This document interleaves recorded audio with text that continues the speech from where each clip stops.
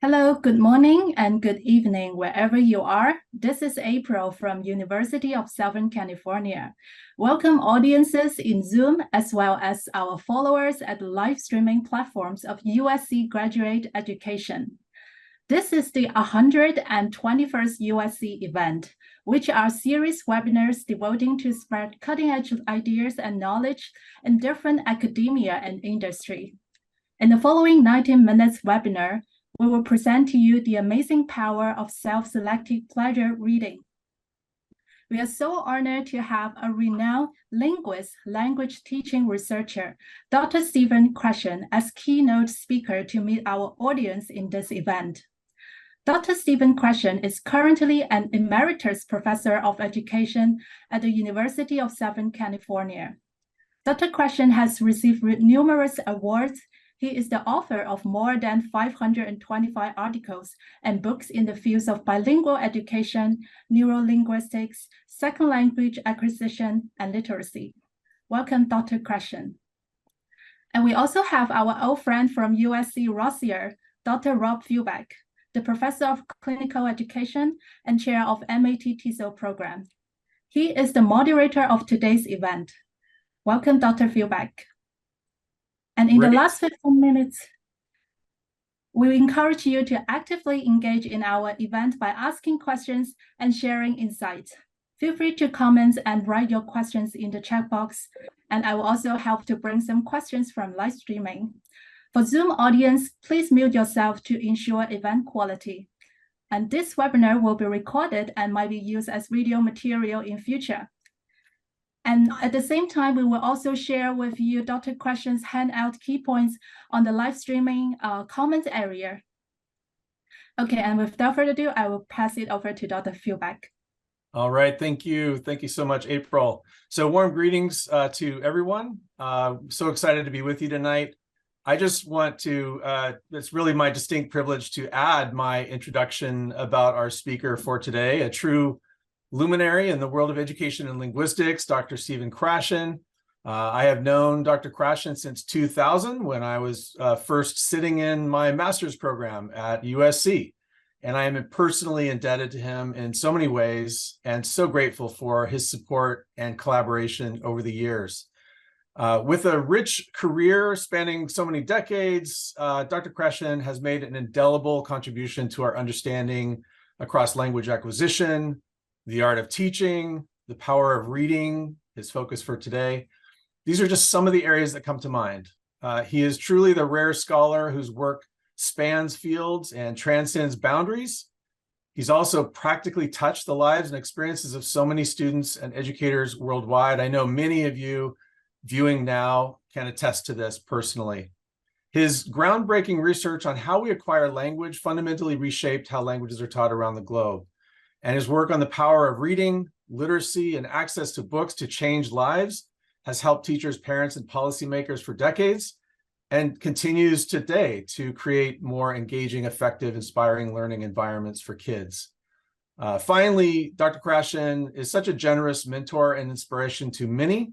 As Professor Emeritus, as has been said, he continues to be as active as ever, writing prolifically, and generously sharing his time, energy, and knowledge by giving talks to groups all around the world, including with us here now. So it is with real great admiration and respect that I welcome Dr. Stephen Krashen. Stephen, thank you for your generosity engaging with us tonight. The floor is yours. Okay, thanks, Rob. I want to begin by telling a story about myself, an incident. I live in Southern California, about 10 miles from the nearest supermarket, okay? And the supermarket changed a couple of years ago. They decided to have early morning hours, which was great for old people only. You have to be 65 or older, and I make that very easily now. So I started doing that and avoiding the crowds. And there was then a new bunch of people working there, working the early morning shift. So the first day I got my groceries, stood in line, and there was a man there to put them in the cash register, and his name was Fidel. It was written on his shirt. So I assumed that he was Mexican American, that he spoke Spanish. So of course I spoke Spanish to him. Now, my Spanish at the time was not that good, but it was okay. He answered me in English. Oh, no. And he explained that it's the rule of the store that you must speak English to customers no matter what. So, of course, I continued in Spanish. I said, Fidel, ¿tú puedes ayudarme? You can help me, okay? Mi meta es hablar español como ustedes. I want to learn to speak Spanish exactly the way you do. He loved it, okay? Because he was now my helper. We're in this together. I said, hablamos español. Let's speak Spanish. I went there for about a year straight, going early in the morning, once a week at least. Always found Fidel, and we always had a little bit of conversation in Spanish. In the beginning, it was kind of hablar, talking. Then it became charlar, more gossiping, etc. And he spread the word in the store that this guy, this customer, not only speaks Spanish, but he speaks 10 languages, which is, of course, not true at all. So the whole time people came up to me in the store, asking me questions, speaking other languages. Fantastic. It still happens when I go there. It's wonderful. Anyway, I got better in Spanish. In fact, I have friends that I occasionally speak Spanish to, not very many. And one of them said, Steve, your Spanish is so much better. What are you doing? It's not from talking to Fidel.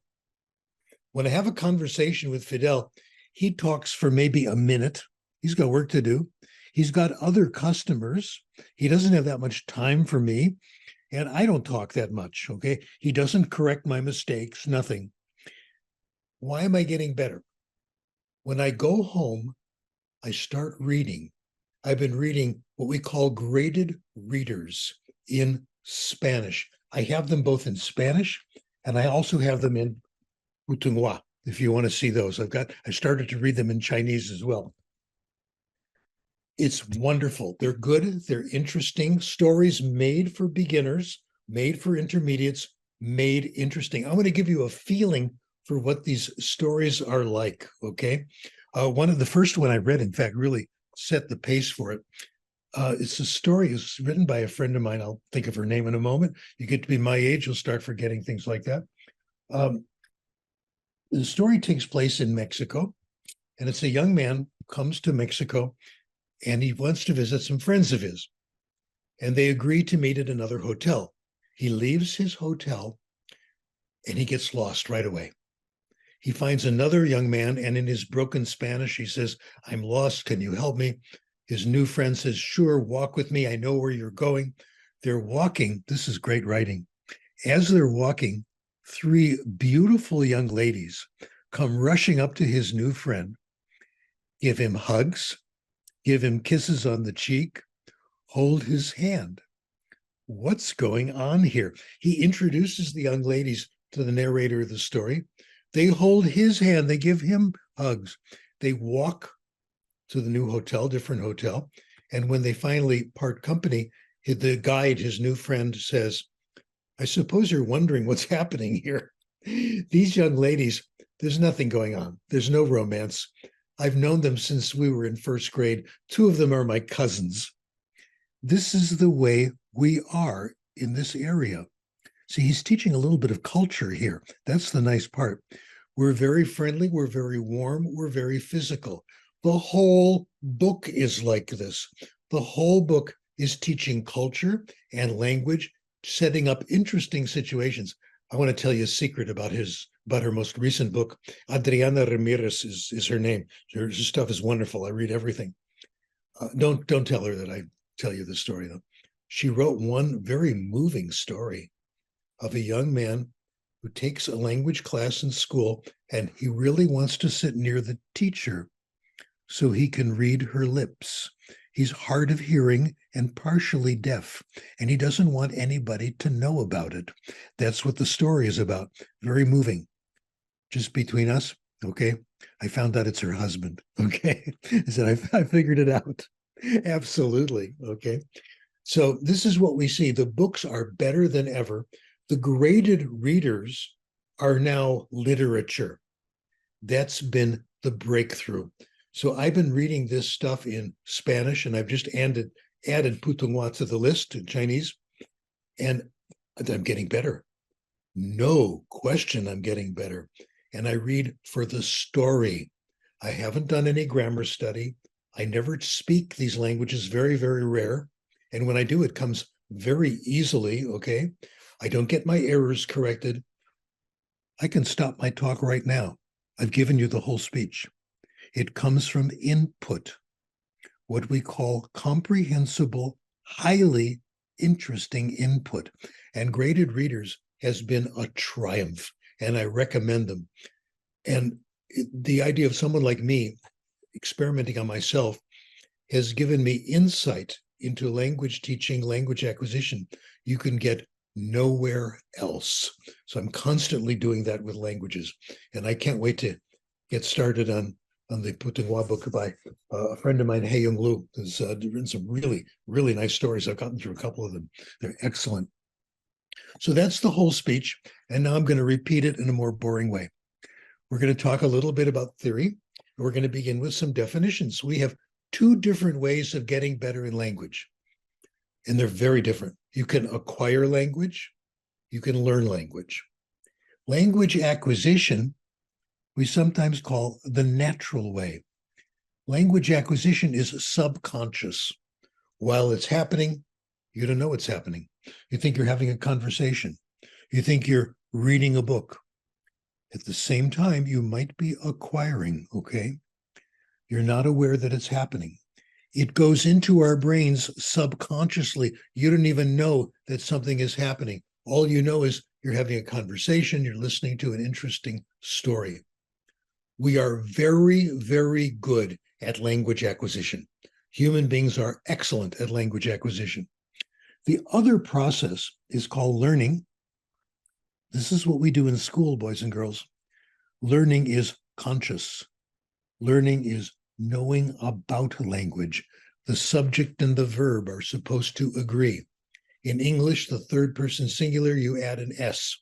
This is conscious learning, knowing the rules. Error correction is supposed to help learning. You make a mistake, you say, I comes to school every day. No, it's I come to school every day. Oh yeah, that S doesn't go on the first person singular, goes on the third person. You're supposed to change your conscious rule. That's the idea behind it. Well, you won't be surprised when I tell you this. We are not very good at conscious learning. The human brain is not made for conscious learning of language. You see what the problem is. It's something we do poorly. I'm going to move into how we acquire language by giving you a couple of language lessons. I'll use a language I don't think too many of you know. It'll be in German, and I'll give you two lessons, and you can tell me which lesson you like better. Here's language lesson number 1. Wir werden jetzt anfangen, Deutsch zu lernen. Und ich möchte voraussagen, dass nach meiner Meinung Deutsch ist eine sehr schöne Sprache. Und ich hoffe, dass Sie alle sehr viel Erfolg mit Deutsch haben werden. What do you think? Good lesson so far? No. Unless you knew some German, you didn't understand any of that. Didn't do you any good at all. It was just total and complete noise. Here's lesson number 2. And unfortunately, you have to watch me on the overhead now if you can see me. Das ist mein Kopf. Stehen Sie das? Kopf, ja? Und hier sind meine Ohren. Meine Ohren. Ich habe 2 Ohren. 1, 2. Und hier sind meine Augen. Ich habe 2 Augen. 1, 2. Und hier sind meine Brillen. Ja, meine Brillen. Und hier sind meine Zigaretten. Meine Zigaretten. Ach, wo sind meine Zigaretten? Ich habe keine Zigaretten. Zigaretten sind nicht gut. If you understood lesson number 2, I did everything necessary to teach you German. Even if you didn't understand every word, if you only understood some of it, you started to understand German. I'm now going to tell you the big secret, the most important concept in our field. I should explain to you that I always get credit for this, but I certainly wasn't the first person to discover this. And I wrote an article saying that a lot of people knew about this before I did. We acquire language in one way. Here it is, folks. When we understand it. If you understood some of the second German lesson, you acquired a little bit of German. And that's the only way it can happen. Wow. No individual variation.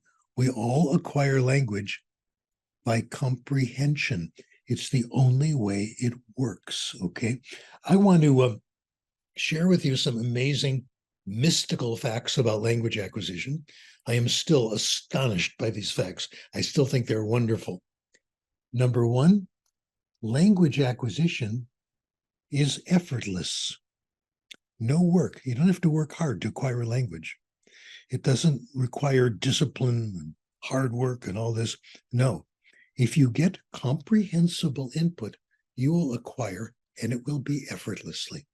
You'll be hearing a story, having a conversation. The second amazing thing, which I think is even more mystical and more wonderful, take a deep breath. Language acquisition is involuntary. Like it or not, you just acquired some German. You had no choice. Chomsky, my hero, Noam Chomsky.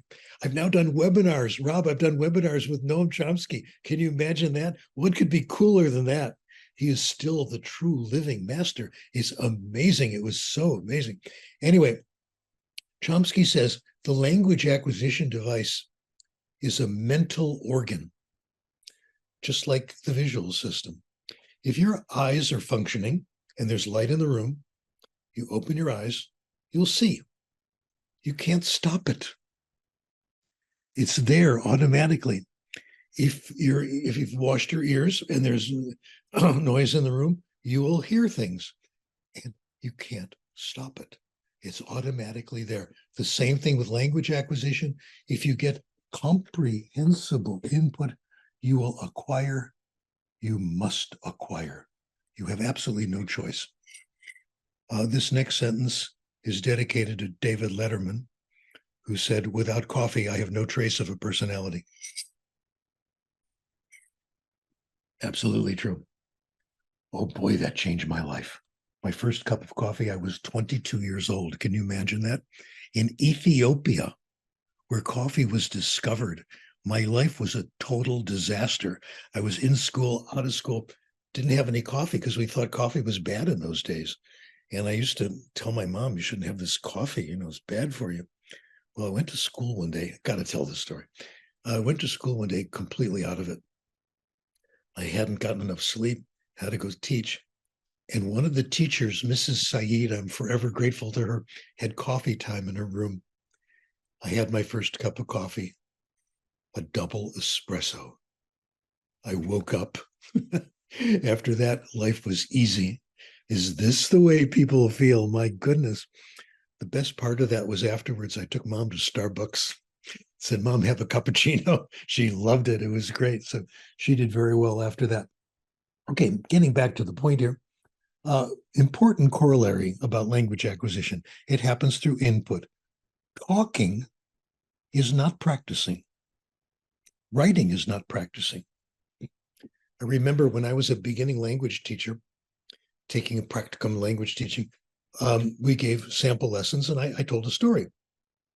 And my teacher said, no, you shouldn't be talking. The students should be talking. You've all heard this before. No. Without knowing it, I was doing the right thing. It's only through hearing language and reading it that you will get comprehensible input. The ability to speak is the result of language acquisition. Comprehensible input is the cause. The result is being able to speak and being able to write, okay? In fact, if you try to talk before you're ready to talk, it's painful and uncomfortable. I got to give you the anecdote. It's from the same neighborhood. It was my trip to the grocery store. When my daughter was young, she was, I think, 6 at the time. She's over 50 now. Oh, gosh. Anyway, I got to tell you what she does. I'm so proud. She's a public librarian. Is that cool or what? It's wonderful. Anyway, so happy with my kids. My son didn't do so well. He's only a professor of mathematics. He's the real Dr. Krashen. Let me tell you, I'm a poor imitation. When I grow up, I want to be like him, no question. Anyway, my daughter and the child down the street, a couple of doors away, were about the same age. They became friends, and occasionally the girls would get together and play. And one day it was my job to bring my daughter to our friend's house, so our neighbor could go off and take a class. So Debbie and I went down the street, started playing. Okay, kids. Before she left, though, our neighbor said, "Before I leave, give me a moment. I have to take my medication." Now, we're pretty good family friends. I said, "Really? What are you taking?" I think she said Valium. Now it would be Zoloft, anxiety-reducing medication.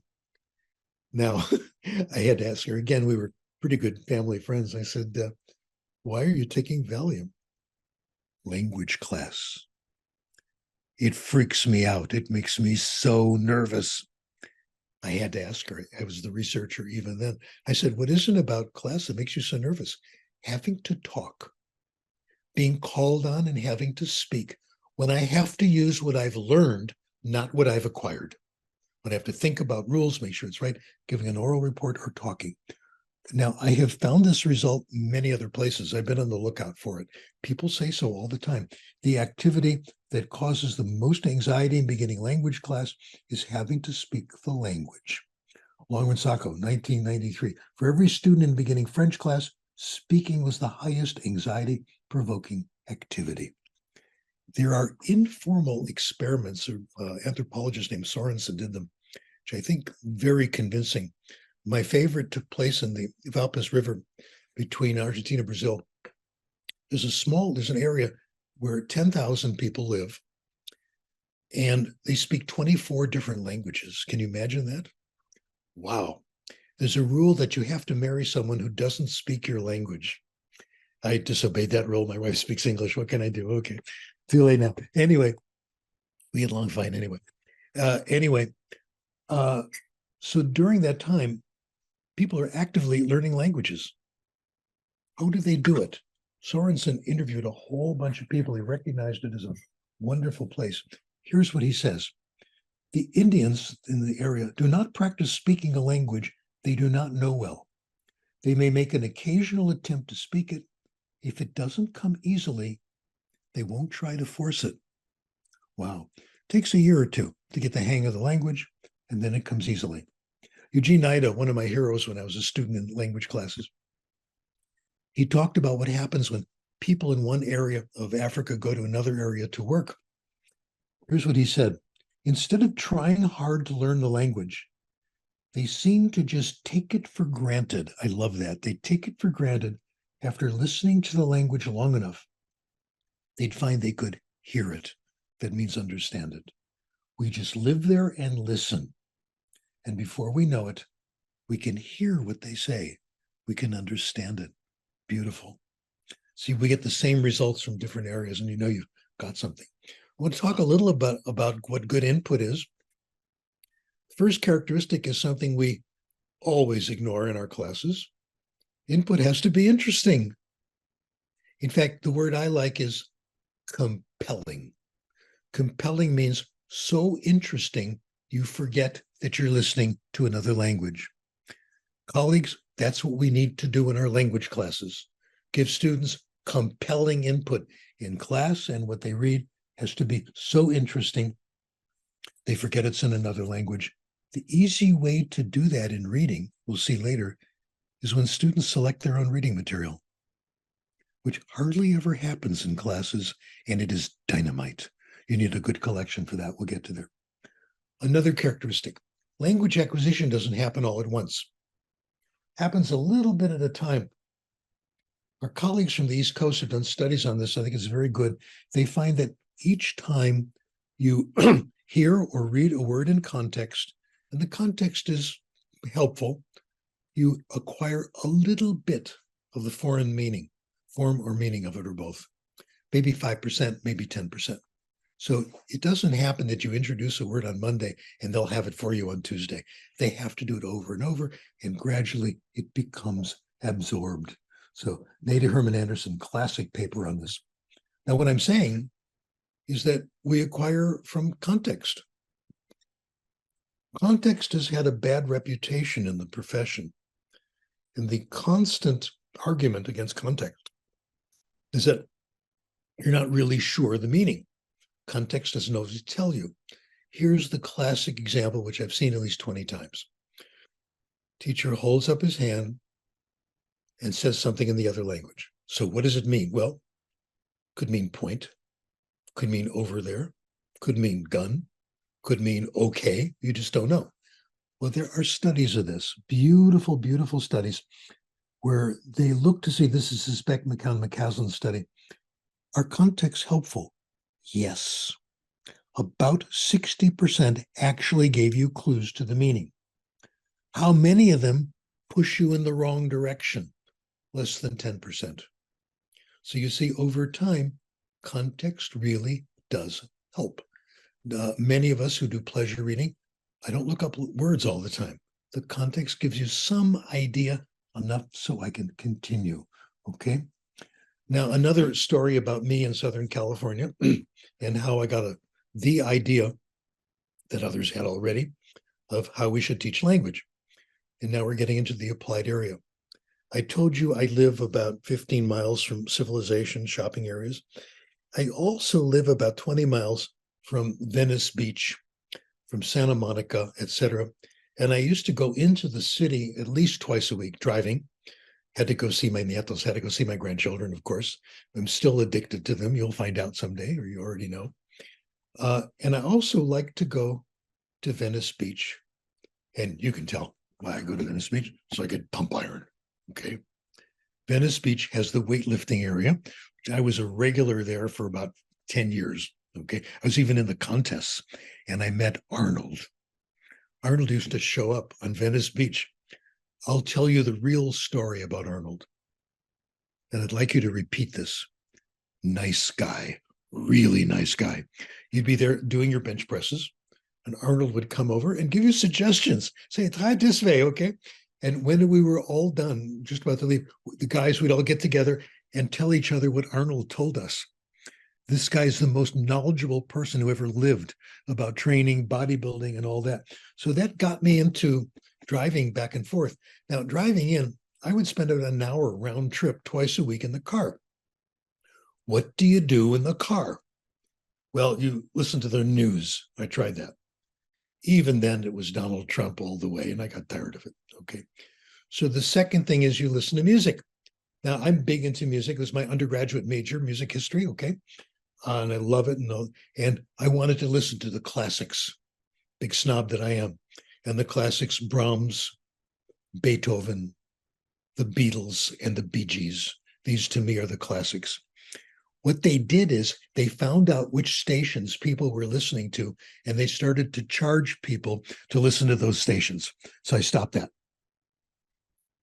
So I started looking at audiobooks. I stopped at the Santa Monica Library and I looked at the audiobook collection. I wanted to do it in other languages, but all they had was bestsellers in English. I did those, okay. The first one I took out was the first Harry Potter volume. Let me tell you something that you don't know already. I know about the controversy and all that, J.K. Rowling, but Harry Potter books were written for us, for language people and teachers.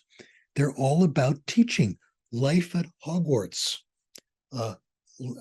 Harry and his friends, Hermione and Ron, the classes they were in, the good teachers, the poor teachers. One teacher would just be boring, put everyone to sleep, etc. He was a ghost, okay? Others were much more interesting. That some classes were excellent, etc. Hermione was interesting. If you remember, I'm sure most of you know these. Hermione was the good student. She would always study and get 100% on all the tests and all that stuff. Rob, I don't know if you remember, but a student in the class I taught you wrote a paper called Is Hermione Smart? Isn't that clever? Some people would say, yes, this is a smart person. And it's a good question. It's not really been settled. Not all the time. That's for sure. So I got into literature. I took out bestsellers and I was very surprised. Bestsellers are pretty good. Not every one, but some were good. I read detective stories. I read medical novels. I read Grisham's books, court books, etc. I listened to them in the car, and I listened to all 7 Harry Potters, no question. Most of them were excellent. In fact, it was John Grisham that got me more interested in reading and what it can do for you. And I'll get back to that. Don't let me forget. So it's fiction that counts. I'm not going to say you got to do fiction. It's the only way. No, it isn't. But fiction really works. Synonyms for fiction, stories. The other one, literature. The model I've taken and I've tried in my classes and I've experienced it as a student, I got from my former student and now colleague, Benico Mason. I think has done wonderful work in this. She divides her classes. She taught beginning ESL or EFL in Japan. The opening class was listening to stories. You go to school early in the morning, totally out of it. I was going to say shit face, but I won't. Totally out of it. And the teacher tells a story. Benico Mason selected stories known to have stood the test of time. Grimm's fairy tales, for example, the classics that were, she would take a story, look at the hard words, get synonyms for them. If they're really tough, she'll translate. They had a common language, Japanese, explain them, tell a story, draw a picture to illustrate it, and took the most interesting stories she could find. Okay. Studies have been done on stories. The studies on first language I thought were very, very good. They asked children, do you like it when mommy and daddy tell you stories or read to you? 80 to 90% of the kids say yes. It happened in your house, certainly happened in mine, no question. Kids like it, and they grow more in language development, cognitive development, hearing stories, etc. We'll see how incredible this stuff is as we proceed. So this really does work. They made better gains in vocabulary, reading, etc. So that's the whole first semester, stories. Around the beginning of the second semester, the way Benico makes the transition, I thought was very clever. The second semester is when they move into reading for pleasure. The first class, in the second semester, kids come into class. Now they already know some English. They've heard all these stories. And on the table are piles of graded readers. They walk around the table and they pick out and try the ones they think they may like with the help of teachers. They may not choose any, they may choose 1 or 2, and that's how it begins. And they gradually get interested in reading and on their own read, and it gets more and more challenging as they go through totally self-selection. We have tried this. People have said, well, what happens if there's a lot of tough words? Okay, how about giving them extra vocabulary practice with the hard words? We've done that. Write 3 sentences with every word, etc. Doesn't help. You're better off listening to another story. You get, over the long run, you get more meaning that way. You get larger vocabulary, more acquired per minute. So we don't say do vocabulary exercises, tell another story. I think a very happy solution. The next stage is where the kids are actually reading themselves. They have had stories. They have starting the easy books, starting with the easiest ones. And we put aside some time for them to do guided self-selected reading with the help of the teachers. This is stage 2 after they've heard all the stories. We start with easy ones that they select themselves and gradually work up. Let me give you an idea of what the research says here, and this is incredible. Benico did part of this study, did a very nice job with it. We gave students, say midway through the second semester, the TOEIC test. As some of you know, the TOEIC is the most popular test in the world on testing English. And it's graded, the scores go from 0 to 1,000. If you reach 250, it means you're ready to start reading. You get up to 600, 700. Wow, you're doing well. You can start doing academic language and reading all kinds of stuff in English. So, and eventually authentic books, not just graded readers. Here's what we found, and you better sit down when I tell you this. For each hour of reading, they gain 0.6 of a point on the TOEFL test. Isn't that marvelous? Do the math. Over a year, several hundred points. Before you know it, they're up to the 600s, 700s, just through having a good time, just through reading several studies. There's lots of studies on this. I have a whole book about it. If you can't fall asleep at night, I recommend my book called The Power of Reading, which I used to give away. I don't know if we still have copies, so you can download it, I think, from sdkrashen.com.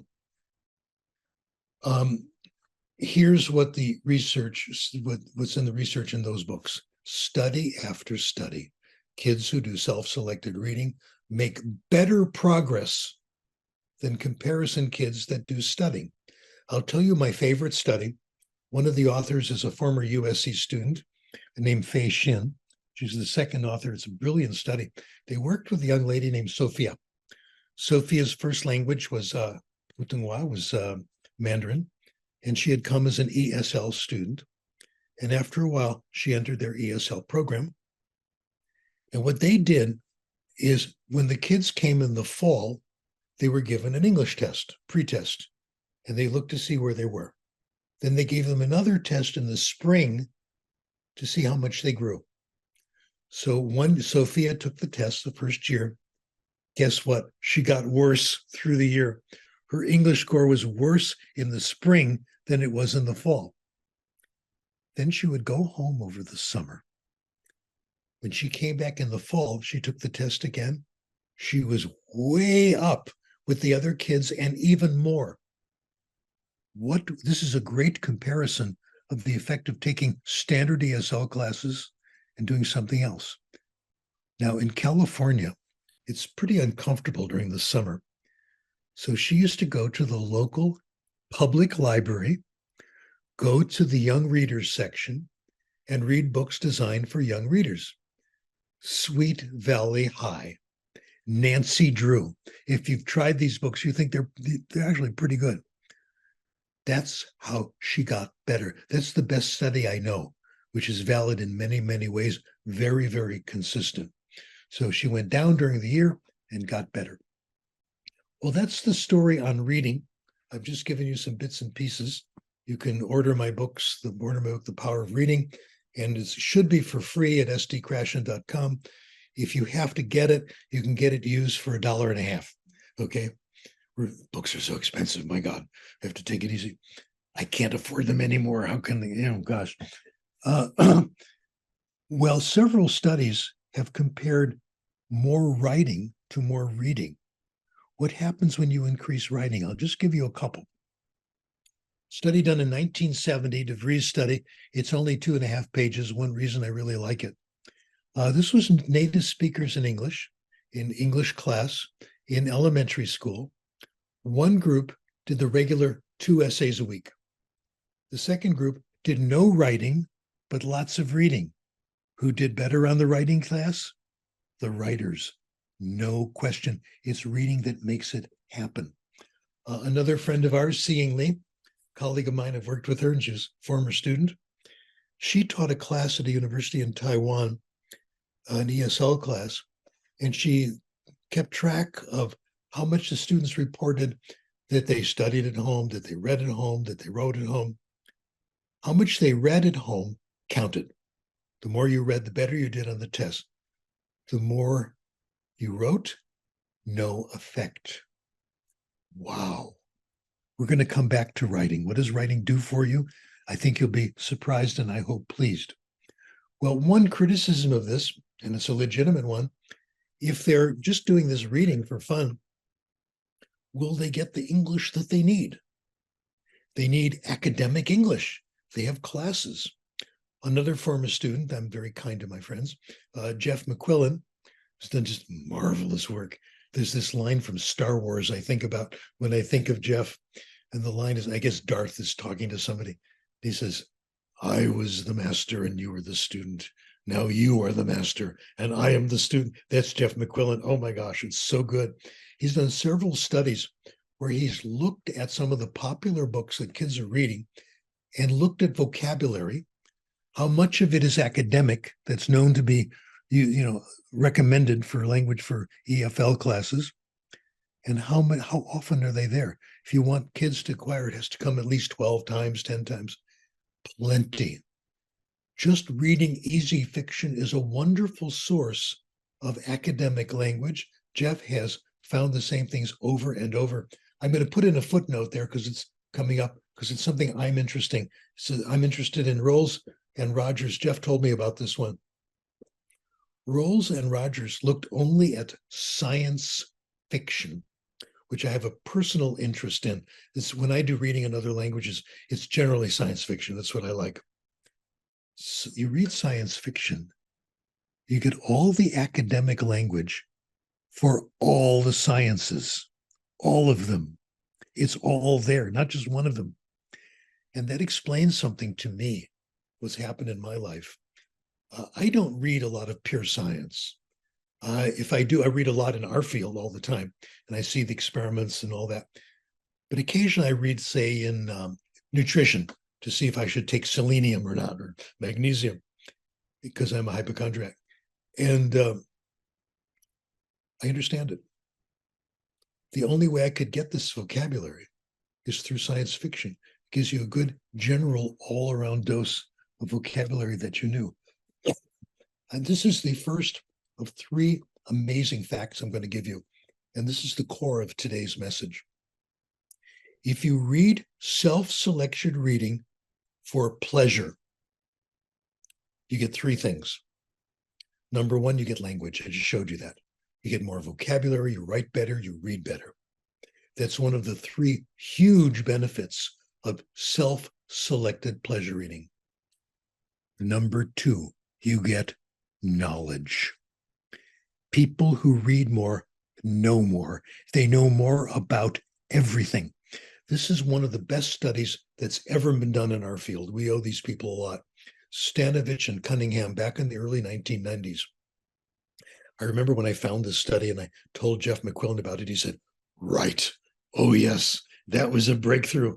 No question. I still refer to it. It's the best one that's ever been done. It's been partially replicated many times, but this was the original. It was done in English, but get this. They went to university students in their first 2 years and gave them tests in a wide variety of subject matter. Tests of science, tests of politics, social studies, current events, all kinds of things. Then they gave them questionnaires about familiarity. How familiar are you with popular authors? J.D. Salinger, for example. They gave them tests of magazines. Do you know about Forbes? Do you know about Scientific American? All the big ones that people would read, etc. Time magazine, etc. People who knew more about popular literature knew more about everything. People who studied harder know. People who got better grades, who had higher GPAs their first 2 years of college, did not know more. When you study hard, you prepare for certain tests. It's very narrow. You forget it right away. When you read for pleasure, wow, that's where you get it. That's what the implication is. I think this is phenomenal. So that's the second big thing you get. The third thing you get when you read for pleasure is an understanding of other people. And the host of, oh gosh, I have to look it up. What's her name? I keep forgetting. It's a LA station, Fresh Air. This is Terry Gross was interviewed. And here's what she said. This is the best I've seen. When you're reading fiction, what you're learning in part is empathy. You're learning to be somebody else, learning to see the world through their eyes. That's exactly what happens. There are standard studies that show the same thing. This quote means more to me. 2 other quotes. An unknown politician, Barack Obama. Okay. My son met Barack Obama once. He was very impressed. Barack Obama looks you in the eye and listens to what you say. And can you imagine? You're not surprised to hear that. Anyway, Barack Obama said the same thing. He says, what I've learned about people, I've gotten through reading novels. I've gotten through reading fiction. That's where you see it happen. That's where I learned to understand people who otherwise would be very different from me.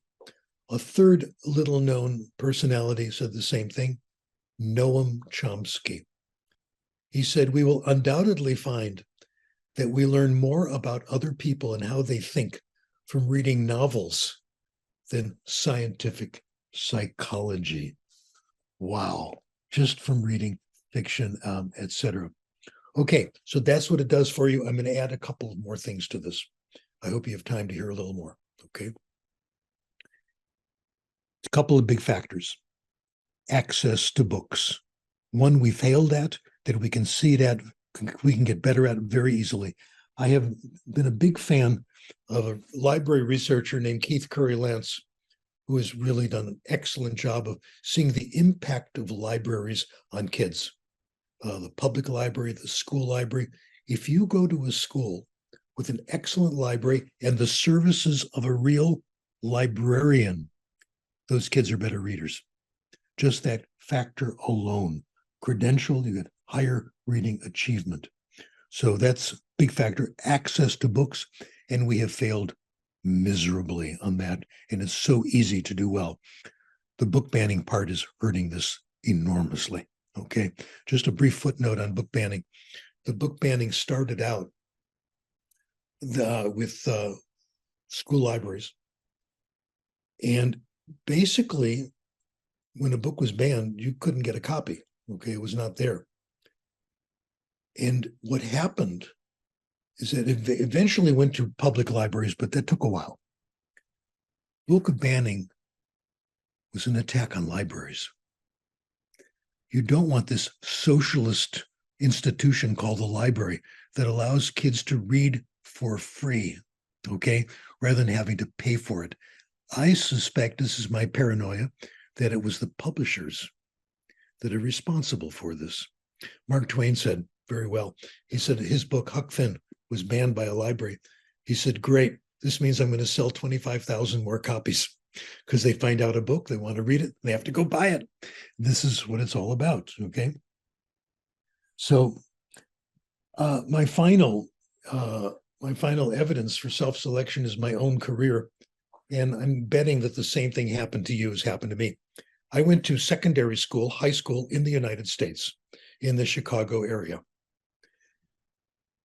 In this school, oh my, this is really heavy. We had language arts. You did this too. I took it in English. We had 1 year of British literature, 1 year of American literature.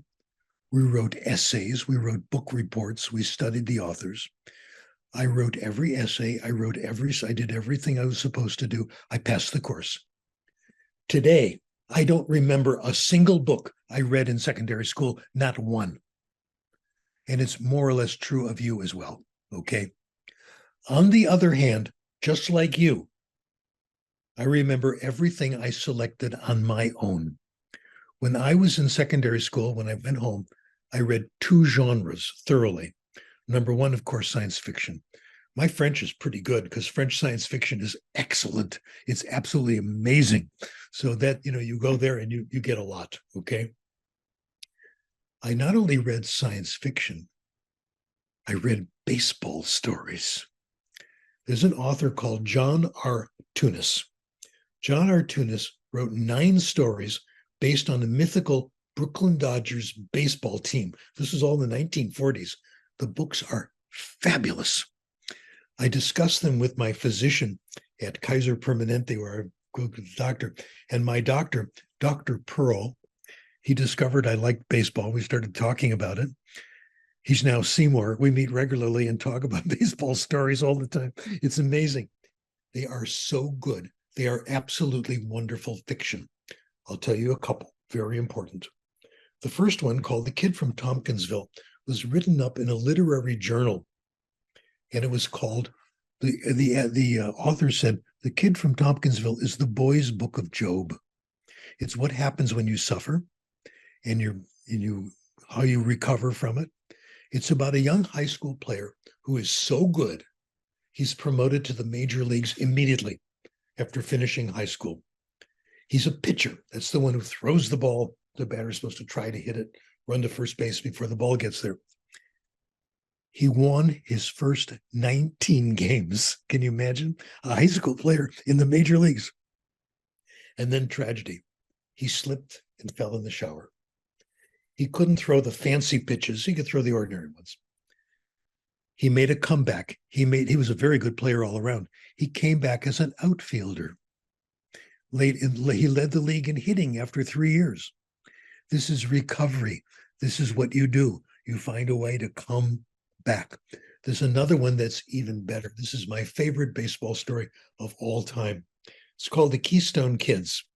Again, the Brooklyn Dodgers. The team manager retires. The owner of the team appoints one of the players to be the manager. Those of you who know baseball, you know this is the story of Lou Boudreau. It happened to him when he was in the major leagues. They did very well, player manager. He was like 24 when he became a manager. You have to be in your 30s, 40s to be a manager, have this seniority. But anyway, this player, who was a shortstop, became the manager. And he had to give a sermon to command some respect from the players. I have copies of the sermon. It's so good. It changed my life. I think about it every day. He said to his players, this is a young kid lecturing older players. He said, when you're batting and you hit the ball and you know you're not going to make it, you know, this is the major leagues. The shortstop is going to catch the ball. He's going to throw it to first base. 99 times out of 100, you're going to be out. And he says, run like hell anyway. 1 time out of 100, the throw is going to be wild. The first baseman will miss it. And you may lose the game because the person didn't run to first base fast enough and took it for granted and started just sauntering around. The theme of the story is be impeccable in your life. Be perfect in everything you do. I have tried to follow this. I think about this when I do the dishes. When I do the dishes, I think about this. I make sure all the dishes are washed. They're set out to dry in the right place. I put them all away. Don't leave them sit around. There's no crumbs sitting here and there where ants can come, etc. A real life story. So this is what literature can do for you. Well, I basically finished, but I want to make a couple of more points, if you don't mind. I want to talk about writing. What about writing? Well, writing more will not make you a better writer. Your ability to write in good form comes from reading, not from writing. But writing does something wonderful. Writing is how we improve our thinking. It all happens when you start to write and you have a writer's block. From now on, when you have a writer's block, rejoice. You're about to learn something new. When you have a writer's block, it means you've got a problem you've got to solve. That's what writing's for. The person I learned this from was a French medical scientist named Poincaré. He worked with Einstein, co-authored with him. In fact, he did the math.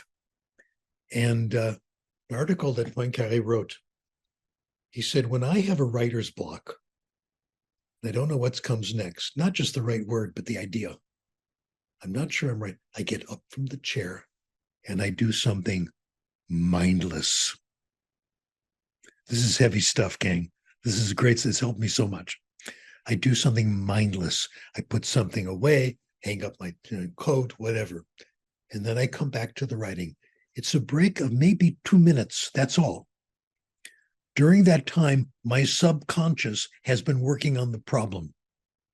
When I come back, my subconscious gives me a hint of where it might be, sometimes the whole thing. For me, the new composing process is write, have a writer's block, take a break. Write, have a writer's block, take a break. In an essays that I write, I may take 100 writer's blocks. I had a new insight on this the other day. I was cleaning up and I found a brochure I had picked up at the Self-Realization Fellowship in Pacific Palisades in Los Angeles. It was Sayings of Gandhi. And in it, he says, pay attention to the small, silent voice within you. Same process. The process, what we call incubation, getting a problem solving, I think might be the same process as meditation. Your brain, your subconscious mind wants to help you, okay? Let me talk now a little bit about something that's going on in application. Has me a little bit worried. What about programs that help you write? The Chat GPT, for example. Chomsky made a comment about it in the Indian Express, a journal I know we all read regularly, but I found this by accident. And in it, he said, Chat GPT is high-tech plagiarism. I think he's right. I think we got to be very careful with this. It's a way of avoiding learning, because when you use the Chat GPT program, you don't take breaks. You don't have moments when you don't know what's going to come next. You don't have writer's blocks. The program does it for you. That's, in other words, you avoid the main advantage of writing. Writer's blocks are an opportunity to learn something new. Be happy when you get a writer's block. Now I want to share with you a little gossip about my personal life, about what I do when nobody's looking. Here's what I do in hotel rooms, okay? No wild parties, much more exciting than that. I used to go to hotel rooms all the time. I go to a conference, check into a hotel room. What do you do? Okay. Here's what I always did in hotel rooms, and I figured out it works. When I go to a new hotel room, the first thing I do is I take out my suitcase and I put it on the bed. That's all. Then I go to my desk, take out my computer, and work on what I'm writing. It could be a letter of recommendation. You hear that, Rob? Okay. You got one of those, okay. It could be an article I'm working on, a review, etc. Within a minute, I have my first writer's block. Always. Okay, 2 minutes. I then go to the bed, open the suitcase, put away 3 shirts, hang them up, go back to the writing. At the end of the evening, the suitcase is clear, the room is clean, which means you won't be embarrassed when the cleaning person comes in. We're always worried about that, okay? And you've made progress on your work. I do this all day long. And now when I have to clean up a little bit, I do that for the inauthentic work. I do that for dishes, I do that for cleaning up, etc. And that's how we can accomplish the inauthentic labor of life. Use it for incubation. Okay, that is my presentation for now. And I see Jeff Tang has a question. So let me hear his question and we'll go on from there. Great. Thank you, Stephen. Inspiring. Yes, we've got Jeff's question here. We've got quite a good set of questions, so I'll see if we can get to several of them. Jeff actually asks if you could just say a little bit more about how to improve our writing. So you've talked about it a little bit, and you've also said speaking and writing is not really practicing, but we all have to become better writers. You've linked it to thinking. Writing is really thinking. And so maybe perhaps it's really a question of how do we improve our thinking, but what can you say about that? We want to become better writers. Read for pleasure. Lots of it. Read anything for pleasure. And your writing will improve no matter what form you're writing in. Simple answer. It's the only way. There's no other way to do that. You want a course on how to do academic writing? Well, you have this in the introduction. It's so boring and it's so hard to pay attention to it. Most academic writing that is done by people who aren't used to it is boring. I wrote an article, which I do highly recommend, of course. It's called A Short Paper on Why We Should Write Short Papers. That's the first thing I recommend, write a short paper. A short introduction. The introduction should just tell you where it is, where you can find other stuff. It shouldn't repeat the whole literature. get to the point right away. Cite other authors, but not just constantly all the time. Make the paper short. Some of the best papers that have ever been written. One very famous paper in physics was 1.5 pages, and it won the Nobel Prize. Okay, keep it short, cite other authors. They can look it up. We now have computers. We now have word processors. If say, read a paper by so-and-so where I say this, you can find it in 2 minutes. Mhm. You don't have to repeat the whole thing. This is a golden age. I think papers should be short, and the form of the style will appear to be automatic to you once you've read enough. It will be second nature. You will have acquired it. What we do now, we do an introduction, a long introduction, where you have to go through the whole literature. What an incredible, boring waste of time that is. If you need that, you shouldn't have to read the article. The second is you state your article and summarize it, and they might as well read it first, okay? Then they'll have it.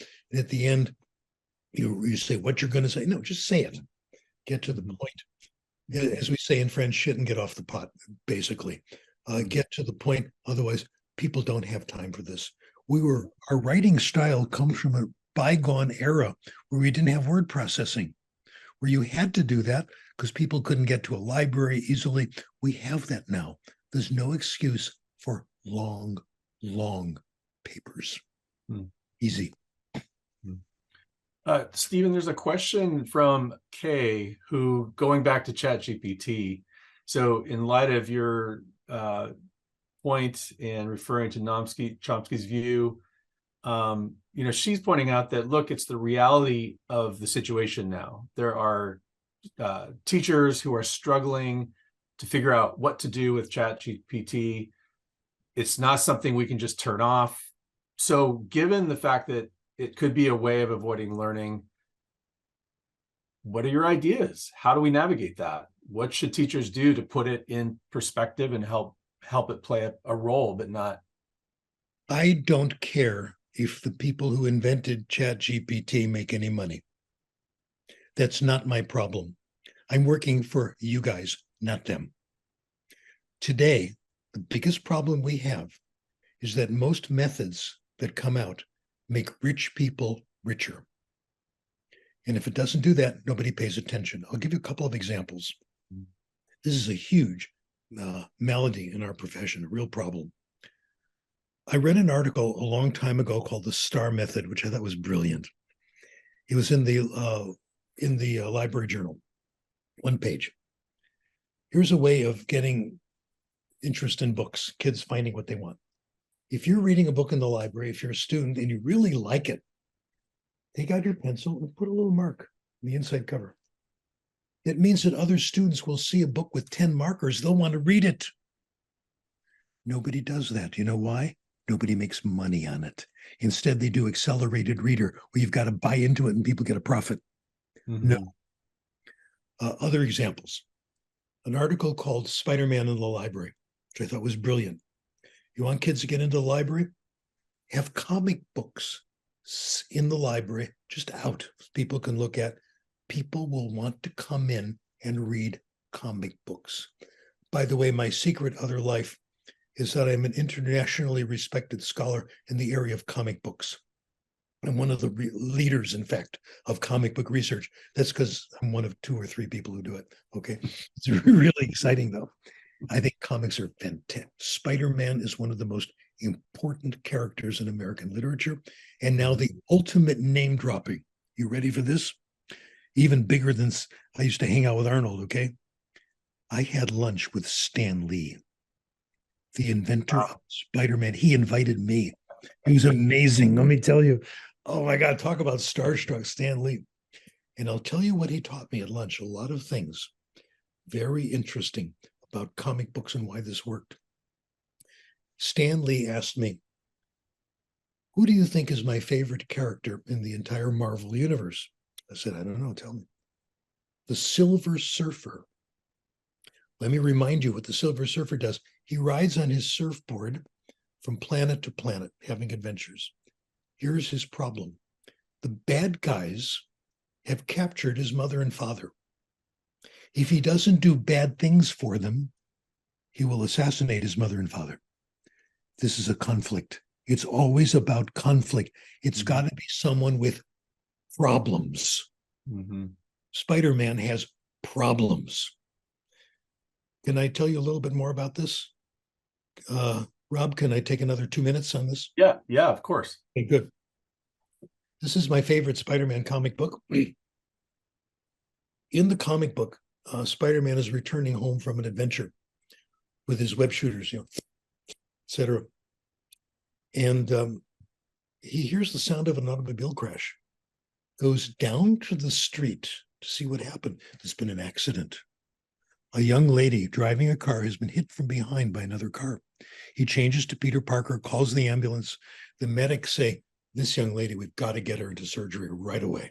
She needs a transplant. She needs it bad. She needs at least one kidney replaced or she's going to be dead in a few days. Okay.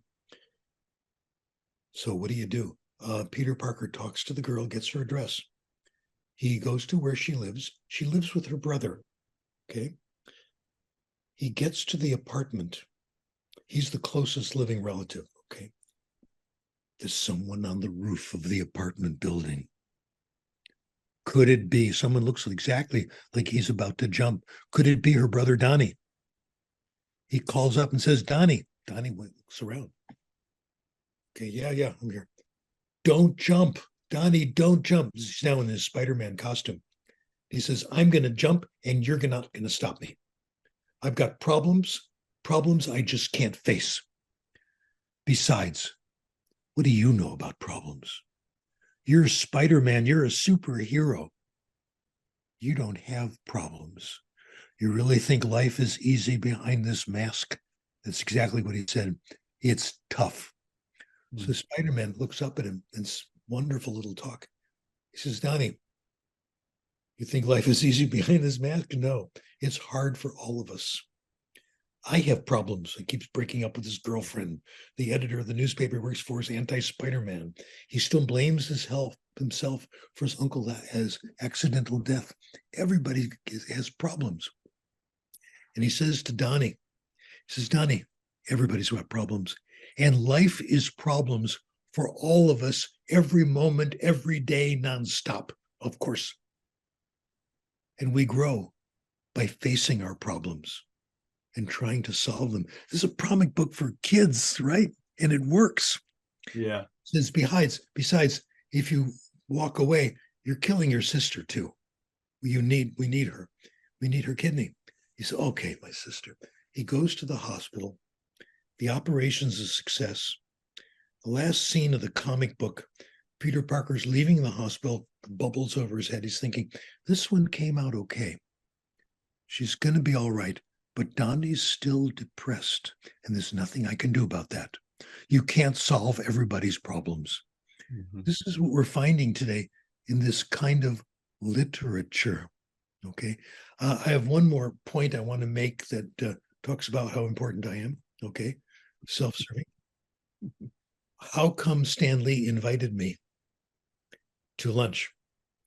Well, it was at USC. The comic book club invited Stan Lee to talk to them. What a great thing. So of course I went. I missed this important lecture on relative clauses and I went to hear Stan Lee. And of course it was wonderful. My goodness. Question time. I raised my hand and I said, Mr. Lee, when is Peter Parker going to go to graduate school and major in science, chemistry, and physics? He invented the web shooters and all that. He's a mechanical genius. Wouldn't that be a great message to our kids? And Stan Lee says, I want to talk to you afterwards. Hang around. So we talked. We had lunch. He said, come to lunch. And we talked about what would happen to Peter Parker in grad school. He wanted information about being a TA, getting a research assistantship, a part-time teacher. And I had a notebook all ready with all this stuff. 2 months later, in the Sunday Los Angeles Times, Peter Parker came to the university and talked to a faculty member about going to graduate school. And get this, the professor looked just like me. Ah, is that amazing? Immortality was wonderful. That's funny. Yeah. That's great. Comics are wonderful. This is one thing we should use them as a bridge get kids to read them. Kids who read more comics read more of everything. We know that from the studies I've done with Joanna G, etc. Okay, we have time for a couple more questions. Yeah, so Stephen, there are at least 2 or 3 questions here related to speaking, having to do with the role of speaking practice. When do we start focusing on speaking? And then a couple of questions, or at least one question about, the oftentimes the practice of finding a native like or native speaker to practice with, and yet, is that really the route to go? Or when do you start something like that? So there's a whole series of questions around. Let's do that. I like the questions. I have ready answers to them, so they're wonderful questions. Okay, what should we worry about speaking? No, we should let it emerge. You can go 10 years without speaking and be just absolutely fine. Speaking more does not help speaking. Should we be careful about who we listen to so we get the right accent? Okay. Let me tell you about some of the work I've been doing with Nushan Ashtari. Rob knows. It's wonderful work, let me tell you. She's been what a blessing on my thinking, etc. Here's the conclusion we've come to. First of all, there is no critical period for accent. The idea, the common belief about accent is that once you hit puberty, it's over, folks. Once you hit bar mitzvah, it's over, okay? You're going to have an accent. Not true. What we've come up with is that accent is a marker of who you are. It's a marker of club membership. You get the accent of the people you hang out with that you're like, etc. Okay? But that doesn't mean you've got to worry about getting just the right accent from the right people, okay? It's kind of a somewhat more subtle thing. Let me tell you how I changed my mind on accent. It happened in Ethiopia when I had my first cup of coffee, okay? Teaching in the Menelik school in Addis Ababa. We had a visitor from England who was a professional in language arts and all that. And he and I were talking in the quadrangle. And we were both complaining to each other about the horrible times we had in French class, okay? And he said, I hated French class. It's awful. He said the worst part of it, not only was it boring, was that you had to give an oral presentation, have a discussion with the faculty who are native speakers of French. And I hated it so much, I decided to insult and humiliate them. I purposely dressed French. I had a beret, etc. My shirt was untucked, that kind of stuff. And I exaggerated the French accent. I talk like this. Bonjour, mes amis. Je suis très content d'être ici avec vous. Comment ça va? I put it on. You know what the reaction was? Why didn't you talk like that when you were in our class? That was great. That was excellent. The conclusion I came from that is that we can do it. It's there. We don't do it because it's not us. We're not members of that club. It's tough to do. We all have other accents we can do, but we don't. When I meet someone from the UK, I don't start talking like that. I can imitate, a British accent more or less, but I don't try to do it. I talk the way you hear me now because I'm not a member of that club and I don't pretend to be. Now, there are some cases in my life where being with another person had an effect. And here, Nushan was absolutely right. It's club membership and something we've been working about, a word coined by Kurt Vonnegut called karas. When you're with a karas member means, Vonnegut says in Krat's Cradle, he says the karas are people who are joined together to do God's will, to do a certain mission and bond together, and they work together and they like to help each other. Okay. Absolutely. What can I do for you, etc. Because you have the same purpose. Let me tell you about these experiences I've had. One experience, and I'm telling you about this because you've had the same experience. Okay, this is not just me. I went to Paris once to give a couple of talks, and my daughter came with me. At the time, she was in a French school, the lycée in California here, and her French was pretty good. So we went to a coffee shop. Oh, I had an invitation to have a coffee with someone from the Sorbonne who wanted to talk to me about her work, my work. Turned out this professor was quite interesting. We met. How do you do? We started speaking French and we just kept up. Okay, just seemed natural. Didn't even speak of it. We had a wonderful conversation. She told me about her work, and there's nothing I like better when the professor tells me what they're doing now. And I got to explain the subtleties of acquisition learning and all this stuff. And she put me at ease because she was interested in what I was doing. She established herself as a member of my Karas, both doing the same thing. Now, my daughter was with me. She was going back and forth from the video games to listen to us. And when we were leaving, she said, Dad, I didn't know you spoke French so well. I was amazed. I've never heard you speak French like that. That was incredible. I was with a Karas member. The next is a wonderful person. I gave a speech at her funeral. It was very moving, where they read at her funeral. Lom Kato spoke 19 languages. I met her in Budapest, one of the great polyglots of the world, and has written about her experiences. Deeply insightful. And when I was in Budapest giving talks, people said, go meet Lom Kato. I spent hours with her. It was wonderful. Anyway, Lom Kato met my wife and daughter who were on their way back of a tour of Europe, and were in Budapest, and we went out. And we were in Lom Kato's apartment. And she said to me, Stephen, come in the kitchen with me and help me bring in some tea. She wanted to share something with me.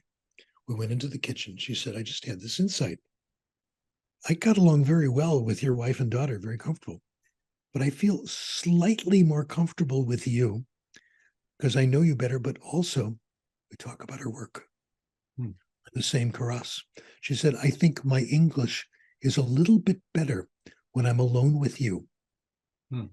This is the last few days, okay? I put this all together. It might be that. We all have people in our lives that have been identified as members of our Karas who are there to help you. I'll give you one more example. When I was a new student at UCLA in their ESL program, okay? One of my faculty members was John Aller. John and I got along incredibly well. We still do. He would share with me insights about statistics that he had just had. He says, I figured this out. Listen, he didn't treat me as a student. He treated me as a Karas member and was enthusiastic about the same things that I was. And other people, Ed Purcell, another one. I was doing a study using simple t-tests, and he said, no, you want multiple regression. He bought a book on multiple regression and he gave it to me. He said, I want you to do this. And was with me every step of the way. I mean, this is Karas. This seems natural. This is what we're looking for. This is how you pick up accents, I think, and interact well with other people. So I wouldn't worry about picking up bad accents from people. You'll find the right people and you'll get to them. By the way, Peter Ustinov was known for his ability doing accents and other languages. And here's what he said. How do you get these accents? If you've seen him in Top Copy, you've seen several accents, and it's quite convincing. He says, well, I don't study the accent. It's not conscious learning. I think about someone I know who talks that way. And then here's the big part. Is German. I've heard him speak German. It's great. It's perfect. Okay. He says, when I speak German in the real world, I have an English accent because he's not a real member of that club. Wow. So I think the accent thing, I'm optimistic about it, but I see the limits. I'm not going to try to use other people's accents. Just let it come. If I'm in a Karas relationship with other people, it'll be better, but I can't control that. That's great. In the minutes we have remaining, how about one more question, kind of a closer-upper? There's a lot of questions here. A lot of them are really, how do I get started? What do I do when this happens? So if you could just imagine listeners out there, perhaps they're teaching, tomorrow, next week in a more formalistic environment. Maybe there's a lot of direct instruction and grammar instruction and emphasis on rote going on. What, just encourage us. A couple of first steps, things we can do to put all this together and start to, enact some of these great insights. Yeah, I'm glad you asked this because it came up this week and I haven't figured out the answer. So I'll share my confusion with you. I don't know. Yeah, When you're an employee of a system right. and they're using a method, how much leeway do you have? The real problem underlying all this is that very few people know about this theory. I got a copy of the Santa Monica Community College catalog. I live close enough where they sent it to us. And I look at all the foreign language classes. They're all taught traditionally, as if this were 1942. All this comprehensible input, silent period stuff is unknown to most people. And there's good reason why. Number one, the articles written by scholars are nearly all incomprehensible. The books in the articles are unbelievably expensive. I cannot afford professional books. They are just too much money. The average professional book, 20, 30 bucks. And I usually see 3 of them. I can't do this. I order this copy if I can, but generally I try to find it in the library where I have a library privilege, but not too many people have that. This is the problem. It's getting the theory around. And until we manage to at least, and it's been, God, we've been doing this for 50 years now. Right. It's been real slow. Right. And I don't know the answer to that. Yeah, fair enough. Well, wonderful. This has just been really amazing. I know there are a couple other questions out there, but Stephen, we just want to thank you so much for your time. You were right. I listened to you a lot. I've listened to a lot of your talks. There were some new things tonight. Thank you for that. I love the way you're fresh and you bring stuff that's hot off the press. Really appreciate that. This is part 1 of part 2, everyone. November 6th, we're going to enjoy another conversation with Dr. Krashen. So be aware of that. And the same one or another one? Should I move on? What's that?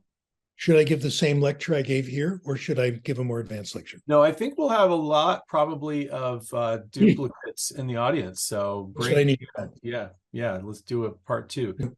Okay. Yes, thank you, Dr. Krashen and Dr. Philbeck. It's a very amazing webinar. Thank you so much. And maybe one last question for Dr. Krashen, that the audience are wondering if we can have Dr. Krashen selected pleasure reading book list for us, maybe. Yeah. No. You got to select them yourself. It's not what I like, it's what the reader likes. So the answer to that is have lots and lots of books to choose from and let students browse through the books. It does feel like, a big takeaway of what you're talking about, Stephen, is we just have to get into the mentality of, as a teacher, I am a curator of great resources, constantly feeding them to my students, and that's tough because some of these great leveled readers you're talking about, sometimes they're hard to find or they don't feel so accessible. Our job. That's our job. Fill the library with good stuff. Yeah. Thank you. And yeah, no, I want to say thank you again, and we'll get to more questions on November 6th. Very good. Yes, and to close our webinar, and also as the tradition of our USC event, and today we have so many viewers that include professional teachers, students, parents, and English learners that coming for today. So maybe in the end, we invite Dr. Krashen give some words to our audience. Oh, I've run out of ideas. Final word to you, Stephen. Okay, drink lots of coffee. Stay away from junk food. Okay. That's my final advice. Have a good time. Enjoy yourself. Self-selected reading. Start a new language. Have a good time and tell us all about it. Thank you.